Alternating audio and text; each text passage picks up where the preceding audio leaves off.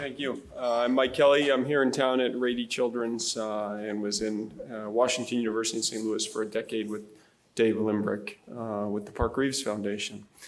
So I'm here to talk about decision-making for patients with Chiari and scoliosis. I'm a spine surgeon. We're going to understand the history of Chiari-associated scoliosis and understanding setting expectations with and without surgery. I really like all the comments in the prior talk about precision medicine. And I try to avoid rates and percentages because those are averages and tend not to actually give you the information you need. So what are we talking about? This is scoliosis associated with Chiari malformation. And in my practice, they can both come with the known diagnosis referred by Drs. Levy or Gonda, or I can make the diagnosis with suspicion from my exam. So when I see any new patient, they get fairly standard exams so that we don't miss simple things like this. Ask them about headaches. We just heard about some of the pain generators associated with scoliosis. If you have scoliosis onset before age of 10, that is considered unusual and should elicit an MRI of the entire neural axis in our hands. Do they have atypical pain, right? In general, scoliosis is not painful. And if it's a real focus for the patient, it sets off flags for us. And oftentimes you have to listen to the parents too. The parents seem to, just like all our moms, they tend to be right, even when you think they're not. Do they have more of a round back? Very traditional scoliosis is loss of the round back with extension like this, and they get a very flat back. And if you have a kyphotic round back like this, that tends to actually be associated more frequently with Chiari malformations and Syrinx. Apex left. Usually when you bend forward and have scoliosis, the apex, the rib bump is on the right side. If it's on the left side, that's considered atypical. And really we have to check a neurologic exam and check abdominal reflexes. I always explain to the children why I'm doing this, because it's a little awkward for a 45-year-old to say, let me see your stomach, and you have to tickle the stomach in the 4 quadrants. So if anything's abnormal, it is a trigger for a full spine MRI, where there is scoliosis in up to 20% of Chiari series, and up to 70% of patients with Chiari will have scoliosis and a Syrinx. Nearly 10% of the general kids that are presumed healthy that come into our practice will be diagnosed with a Chiari malformation, or a Syrinx, or a combination thereof, or a tethered cord. So it is not unusual. I tell the patients that 10% chance is terrible odds at the casino, but in medicine, 10% is actually pretty common because we're not talking about 1 in a million things. We're talking about 1 in 10. That's frequent.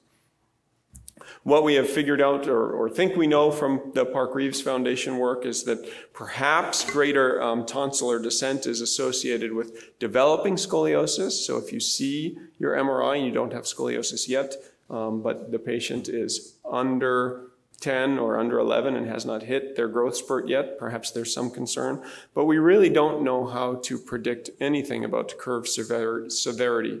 Will this be a big scoliosis? Will it be small? Will it need surgery? Will it not? We really don't have information that leads us there.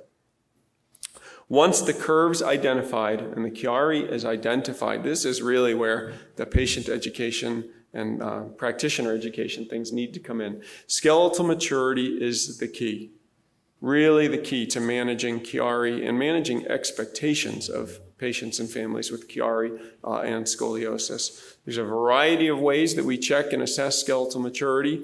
Onset of menarche generally coincides around the growth spurt. So if the patient's 2 years post-menarche, that is sometimes reassuring that you have made it through the growth spurt. And if you have a 20-degree curve, then we may be in a very good place.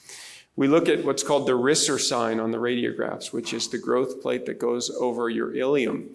And we're orthopedic surgeons, so we have to keep it incredibly simple. It goes from 0 to 5, broken into quadrants. 4 and 5 is essentially skeletally mature, and again, closer to done growing and less concerning for rapid progression. We can look at the hips and shoulders, same thing, lots of growth plates for us to see, and easier ways, I think, with more accuracy to tell rather than the Risser sign, which can sometimes actually be difficult to see on your radiographs. And then the other thing is we will frequently get hand x-rays. So sometimes people don't know why the spine surgeon just got an x-ray of my hand. If you think about the number of bones in your hand, then the number of growth plates in those bones, we have made a very nice map from Dr. Jim Sanderson now at UNC about how the hand looks at the variety of stages of skeletal growth. So now we've assessed your skeletal maturity and assessed scoliosis. What do? This is really where the rubber hits the road. How do we treat the patient? If it's curved less than 10, it's not scoliosis. We call it spinal asymmetry. Scoliosis needs to be a 10-degree angle between the two most tilted vertebrae. And you will just follow it, particularly if there is a Chiari, because I think perhaps they have a higher risk of progression than a child without a Chiari, because we don't know what it's going to do. So you want to keep an eye. This is the key one, is you're skeletally immature. You have remaining growth and a Chiari, and you have a small curve. Treat the Chiari, and the curve may resolve. Curves in the 10 to 20 degree range are really a debate in our world, both for idiopathic scoliosis and Chiari-associated scoliosis, whether to brace or not. Dan Ciccato is at Scottish Rite Hospital in Dallas. He and I, in our world, are pretty aggressive.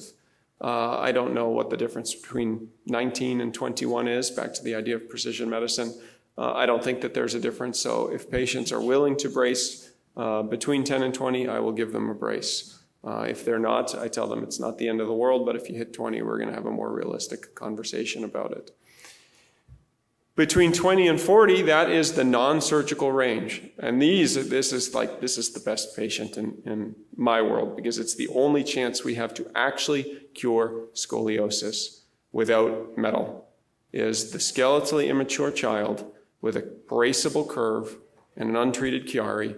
You treat the Chiari, you brace the patient, and as you can see here, this curve goes away. So on the left side of the screen there, that's the patient at 9, then 12, then 14, with that now skeletally mature, with that little itty-bitty curve that will behave much more like a straight spine than had you let that curve go untreated and unchecked at 9 years of age. It would have been a completely different situation. Now, what about Chiari? It's a lot like adolescent idiopathic scoliosis once you're skeletally mature. And historically, if you look up scoliosis, pediatric scoliosis, it's got a terrible natural history. It's disfiguring, cardiopulmonary compromise, and disabling pain. But that's just pediatric scoliosis. And this is the difficulty of just lumping things into groups, right? Chiari scoliosis and adolescent idiopathic scoliosis, I think, are far more similar to each other than to early onset scoliosis seen in the middle there, or congenital scoliosis, which have different histories and in the past were all lumped together.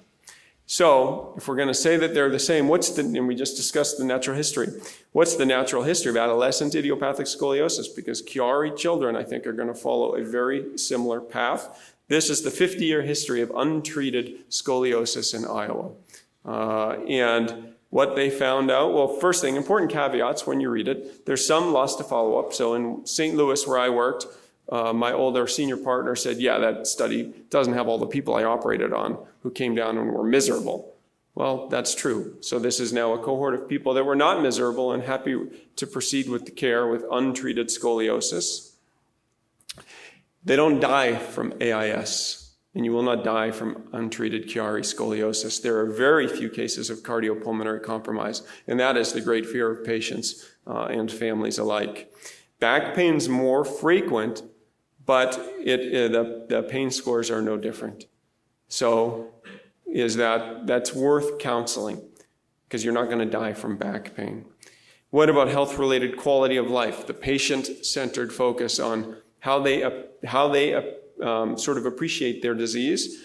The number one problem, even with Iowans, 50 years later, was that they were most dissatisfied with their self-image. One of the primary complaints in this series was buying clothes, right? Buying clothes is not dying. Buying clothes is no reason to whisk you away to the operating room. Now, will modern patients accept that? I don't know. Certainly seems to not be the case in San Diego, but time will tell. How do these behave, right? And we talk about curve progression, and the problem, as I mentioned at the beginning, this is not precision. This is lumping people in averages. So if you have a larger curve at a young age, it's likely to progress. If you have a moderate curve at an older age, much less likely to progress. It's sort of common sense. What we really don't know, though, is that it's scoliosis. And what we are looking at and measuring in these radiographs is a 100-year-old technology with a PA radiograph looking at the vertebra that is most tilted. And this is a three-dimensional deformity that has to do with what the shape of the vertebral bodies are. And how can we provide more accurate counseling? Well, in the future, and it will be soon, not far away, where we can get, there's a machine called the EOS scanner that gets a low-dose biplanar radiographs, and you will have instant 3D reconstructions. And from that, then we will know the rotation. We will know the vertebral body wedging. We will know coronal malalignment, and then we will be able to say, this is high likelihood for progression, moderate likelihood, you should think about surgery, you should sit tight, surgery is not on the table. And now, what if you have surgery? Is surgery the end of the world? I don't think so. This is, again, and we're using very old stuff, and the question really is the new stuff better than the old stuff? We don't know that yet. But the old instrumentation, the Harrington rod, at 40 years of follow-up from Rochester, they did really well, provided you didn't go low into their back. If you go into the low back, the lumbar discs, which are the bumper cushions, are probably not the best engineered bumper cushions, and they will wear out if you have a large stress riser above it. But if you don't go low, they do really well. And the Oswestry Disability Index is the patient-reported outcome measure that they used in this study, and they were under 20, which is normal. That's unbelievable. For the old stuff, we're spending all this money and trying to invent all these new things that I'm not convinced are actually going to be superior. What we know now, at least, is in 5 to 10-year follow-up for modern instrumentation and techniques that the results are very good. They're durable, and patients are satisfied with improvements in self-image and pain. Now, how are things different, right? Chiari, I think, behaves very similar in terms of natural history, but how are things different? It's different because the neural axis is not normal. And intraoperative neurologic monitoring is essential, absolutely critical to these surgeries. Scoliosis with Chiari, in our experience at Washington University, was more frequent, higher risk of intraoperative neurologic monitoring data changes, meaning spinal cord's not happy, make it happy. If you don't make it happy, you may have a problem. Most likely will have a problem. False positives exist, but in my world, there's no such thing as a false positive. It's a positive, and you need to fix it. Perhaps there's a higher risk of deficit, but I think one of the things we have learned through doing very complex surgeries across the diagnoses categories is that we're good at responding to changes so that permanent deficits do not exist. So this is a case of a 17-year-old with a nearly holochord syrinx who has this apex left hyperkyphotic curve, went to the OR to be treated. During instrumentation and correction of her curve, they lost data, had to respond, take some of the correction out so that the spinal cord wasn't under quite so much tension, and she woke up fine. So in summary, diagnosis of the Chiari and/or scoliosis really as early as possible is critical, because this is our chance to cure without metal. The natural history, I think, is otherwise reasonably similar to idiopathic scoliosis, which we have investigated really well. And you really only have profound disability with massive curves, which hopefully in this day and age we don't get to, because surgery is effective. Neuromonitoring risks are there. Neuromonitoring is essential, and I think very helpful to helping us do safe surgeries.